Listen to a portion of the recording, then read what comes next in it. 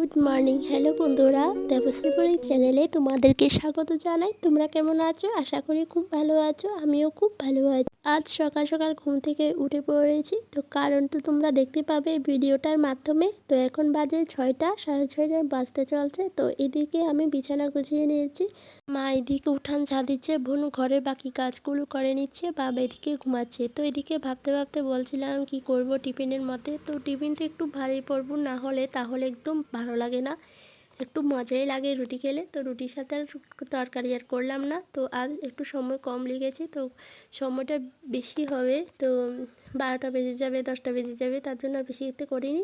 তো এখানে চা টিফিন করেছি। তো আজ ঘরে দুধ পাউডার ছিল না, তার জন্য লিখে চা করে নিয়েছি। আর আমাদের বাড়িতে কাজের আঙ্কেল আসলো, তো আঙ্কেলটার জন্য রুটি চা নিয়েছি।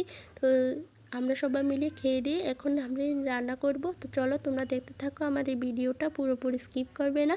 মা অনেক বড় দায়িত্ব দিল, চলো যাওয়া যাক। তো এখানে রান্না করব আমি মাইলার শাক করব, এখানে নিরামিষ সবজি রান্না করব, আলু ভাজি বেগুন ভাজি করব। তো এখন আমি বসিয়ে দিলাম শাক করতে।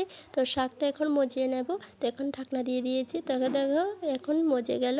তো এখন এইগুলোকে আমি রসুন আর শুকনো লঙ্কা দিয়ে তো আবার সোমবার দিয়ে দেবো। তো চলো তোমরা পুরোপুরি ভিডিওটা দেখতে থাকো, আর আমার চ্যানেলটিকে সাবস্ক্রাইব করে দিও চ্যানেলটিকে। আর আমি অনেক দিন ধরে তোমাদেরকে ভিডিও দিতে পারছিলাম না, কারণ অনেকগুলো কারণ ছিল, তার জন্য তো তোমাদেরকে আর বলছি না।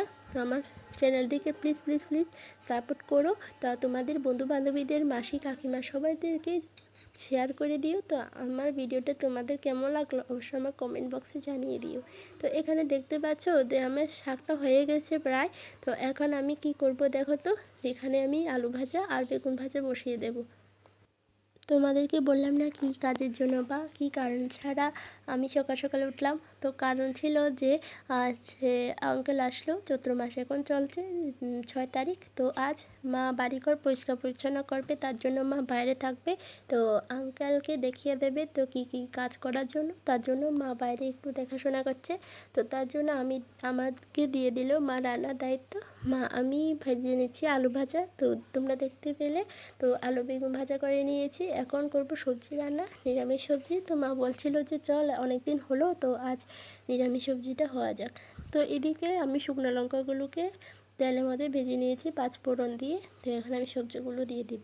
মা আজ সবজি কেটে দিয়েছিল বলে তাড়াতাড়ি রান্না করে ফেলেছি। মাকে বাবাকে বললাম যে ভাত খেয়ে নাও, মার আছে সুগার, বাবার আছে প্রেশার। তো বাবাও খুব অসুস্থ, তার জন্য মা বাবাকে বলছিলাম ভাত খেয়ে নিতে। মা ওষুধ খেয়ে নিয়েছে। তো বোনও বলছিল খুব খিদে লেগেছিলো, সবাই মিলে ভাত খেয়ে নিয়েছি। তো দেখো তো নিরামিষ সবজিটা বসিয়ে দিলাম, যে কি অবস্থা, যে এক কড়াই হয়ে গেছে। তো এগুলো মজে একদম একদম অল্প হয়ে যাবে। তো এদিকে দেখছো না আম গাছগুলো একদম ছেটে নিয়েছে, একদম কম করে নিয়েছে। আর নিচে জায়গাটা পুরো জঙ্গল হয়েছিল, একদম মাটিগুলো কালো কালো হয়ে যায় কষ পড়ে, তার জন্য। তো এদিকে যে গরম পড়ছে কি বলবো তোমাদেরকে। তো ঘরের কাজ সবগুলো হয়ে গেছে, স্নান করব। তো তোমাদেরকে দেখাই আমাদের ঘরের সামনে কি অবস্থা হয়েছে। তো এদিকে বোন সেলাই কাজ করছিল, তো তোমাদেরকে আর দেখাইনি। তো আমি আগে স্নান করব, পূজা দেব। তো স্নান করে পূজা দিয়ে সেরে ফেলেছি। তো স্নান করে পূজা দিয়ে এমন একটা ঘটনায় পড়লাম যে মার কী অবস্থা হলো। মা স্নান করে এসে পিছল খেয়ে পড়লো, পায়ের মধ্যে খুব চোট খেলো। তো সঙ্গে সঙ্গে হসপিটালে চলে গেলাম। তো হসপিটালে গেলেও ইমার্জেন্সি ডাক্তার পেয়েছি, কিন্তু ডাক্তারটা এক্স-রে দিয়েছিল, ওষুধ দিয়েছিল, তবু কমেনি। আজ এক্স-রেটা করতে পারিনি, কারণ যে এক্স-রে করে সে তো আসেনি। তো এমনিতেই হসপিটালটা আজ বন্ধ ছিল। তো খুব ভাগ্য খারাপ যে কি করব।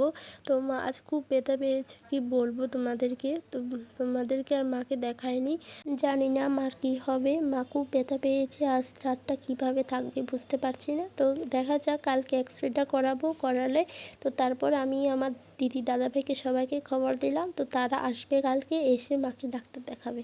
তো তোমাদের সাথে আজকে এতটুকু। তোমরা ভালো থেকো, সুস্থ থেকো, আর দেখা হচ্ছে নেক্সট ব্লগে। Thank you.